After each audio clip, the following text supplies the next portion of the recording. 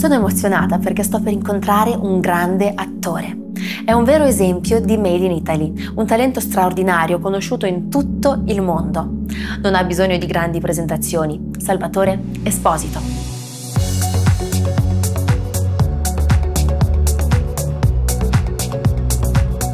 Elle on the go.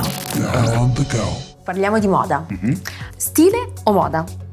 Guarda, io sono per la libertà di espressione più totale in chiunque. Io cerco di vestirmi personalmente per come mi sento più comodo, per come mi sento più a mio agio. Non sono uno che va dietro le mode, però per esempio ci sono dei brand, degli stilisti che ammiro molto. Quali sono? Beh, per esempio su tutti Zegna, l'ho trovato perfetto negli anni, abbiamo collaborato spesso, sia ai festival che anche per la quotidianità. Mi sento a mio agio perché riescono dal mio punto di vista ad essere sportivo, casual e elegante allo stesso tempo, quindi... Bella sartoria italiana, maschile, sì. Soprattutto quella napoletana. La qualità, assolutamente. E per il red carpet come ti prepari? Lì c'è sempre quella grande emozione, perché poi sai, noi attori forse a volte sappiamo dissimulare bene, però siamo sempre emozionati di fronte ad un red carpet, quindi spesso e volentieri preferisco stare da solo, non in compagnia. Perché per le donne per esempio c'è una processione prima, sì. È il trucco, è il parrucco, è i gioielli, è l'abito che ci vogliono magari 3 persone per metterlo, la scarpa, l'accessorio, veramente è una cosa che dura 4-5 ore. Guarda, io quando è capitato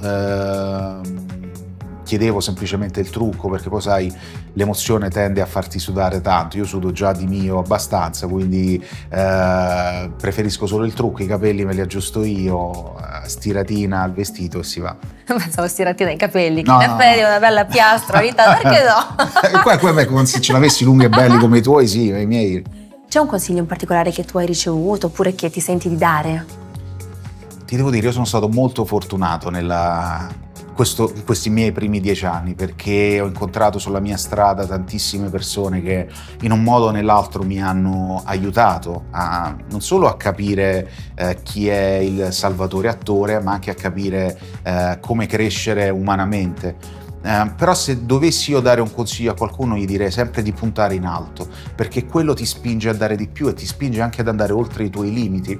Noi spesso anche inconsciamente ci sottovalutiamo tanto, crediamo che nulla possa accadere a noi, perché dovrebbe poi accadere proprio a noi quella determinata cosa. Invece secondo me se puntiamo in alto, mal che vada, comunque sul percorso troveremo sicuramente qualcosa di buono. In America però non è così, perché io ho trovato una mentalità molto diversa da quella europea. In Europa tutto sembra quasi un pochino più difficile, più impossibile, se sgarri, se cadi, sei deriso. Invece in America tu puoi veramente sperimentare, cercare la tua natura, sbagliare, rialzarti, andare avanti. L'importante è provarci. Quello che però ho trovato io è una grande meritocrazia, cioè se tu dimostri e vali, cresci, non c'è ostacolo che tenga.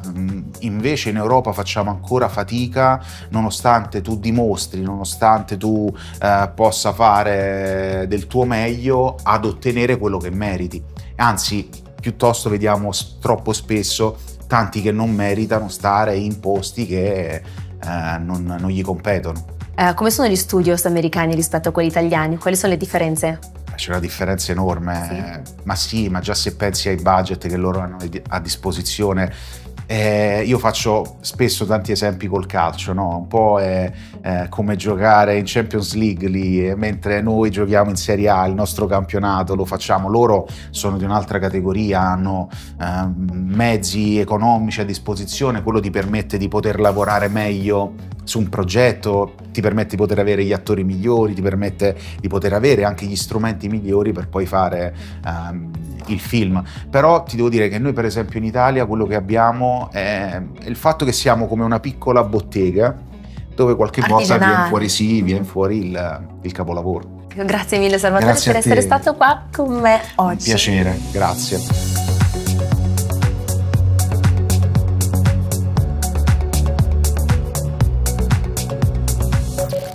Elle on the go.